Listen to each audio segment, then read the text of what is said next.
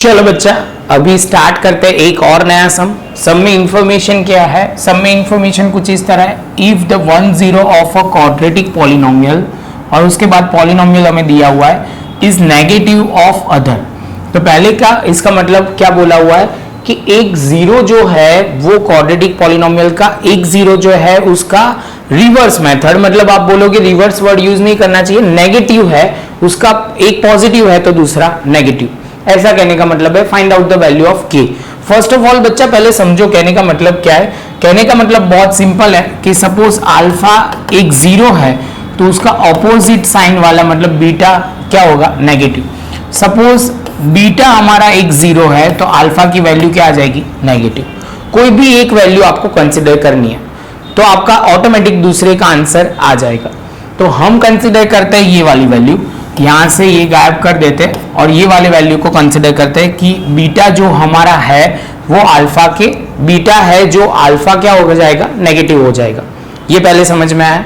उसके बाद बच्चा अब दूसरा स्टेप आगे बढ़े, फिर से एक बार बोल देता हूं, कई बच्चे मुझे लग रहा है कंफ्यूजन हो रहा है उनको, तो उनके लिए फिर से एक बार 1 0 of a quadratic polynomial is negative of other. तो एक जो जीरो है वो बीटा है तो उसका ऑपोजिट साइन नेगेटिव है तो हो जाएगा, आप बोलोगे अल्फा जो होगा वो नेगेटिव होगा। बीटा है तो उसका ऑपोजिट साइन, तो आप बोलोगे अल्फा की वैल्यू जो होगी वो नेगेटिव होगी। अब बच्चा आगे बढ़ता है, हमें जो पॉलिनोमियल गिवन है वो दिया हुआ है 4x² माइनस 8kx माइनस 9, जहां पे हमें क्वेश्चन में बोला गया है कि आपको सर वैल्यू जो ढूंढनी है वो k की वैल्यू ढूंढनी है। ये क्लियर है क्वेश्चन। तो ये क्वेश्चन दिया हुआ है। फर्स्ट ऑफ ऑल बच्चा आपको जो ध्यान में रखना है, यहाँ पे आपको कौन सी फॉर्मूला यूज करनी है, प्रोडक्ट ऑफ अ जीरो या आप बोलोगे सम ऑफ जीरो। ध्यान से देखो कहां पे ये वैल्यू दी हुई है, x के रिलेटेड है। पहले एक बार मैं फॉर्मूला लिख देता हूं, आपको बाद में क्लियर हो जाएगा जैसे मैं लिखूंगा वो। तो बच्चा सबसे पहले आप ध्यान से देखो, आपका जो k है वो है x के साथ। कहां है बच्चा, x के साथ। तो यहाँ पे हम सम ऑफ जीरो वाली फॉर्मूला अप्लाई करेंगे तो हमारे लिए फायदे वाला सौदा होगा। तो हम सिंपल यहाँ पे लिखेंगे alpha plus beta is equal to sum of zero जो है हमारा वो क्या हो जाएगा, तो आप बोलोगे 4x²। तो आपको क्या देखना है सर, हमें वो बताओ कि x का कोएफिशिएंट क्या है। तो हमने लिख दिया माइनस, ये है माइनस में 8k, क्लियर है। और यहाँ पे आप बोलोगे सर कोएफिशिएंट ऑफ x² क्या दिया हुआ है, 4। ये पॉइंट आपको क्लियर होना चाहिए।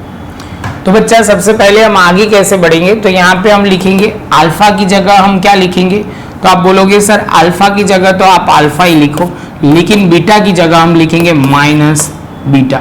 यहाँ पे हम सॉल्व करेंगे तो ये प्लस हो जाएगा तो 8k/4, यहाँ पे आप करोगे तो 0 हो जाएगा क्योंकि अल्फा प्लस में और ये माइनस में है।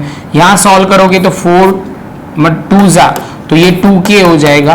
तो यहाँ पे आप बोलोगे सर 0/2 तो k की वैल्यू आ जाएगी 0। ये हमारा फाइनल आंसर आ जाएगा। स्टेप बहुत सिंपल है, सब्जेक्ट टू आपके माइंड में होना चाहिए कि सर हम कैसे सम को सॉल्व करें। कि जैसे यहाँ समझ लो बोला हुआ है कोएफिशिएंट ऑफ x, अब बच्चा प्रोडक्ट की फॉर्मूला अप्लाई करेगा तो उसका सम का आंसर नहीं आएगा, वो ध्यान में रखना है। बस ऐसे छोटे छोटे पॉइंट ध्यान में रखना है, ये सम जरा सा भी डिफिकल्ट नहीं है। और ये लैंग्वेज ध्यान में रखनी है, 1 0 of quadratic polynomial is negative then other. तो ये पॉइंट आपको ध्यान में रखना है। तो इसके साथ बच्चा आज का लेक्चर खत्म करते हैं, मतलब सम खत्म करते हैं। नेक्स्ट में एक और नया सम हम लिखेंगे, प्रॉपर नोटबुक में लिख लो। मिलते हैं नेक्स्ट लेक्चर में नए सम के साथ।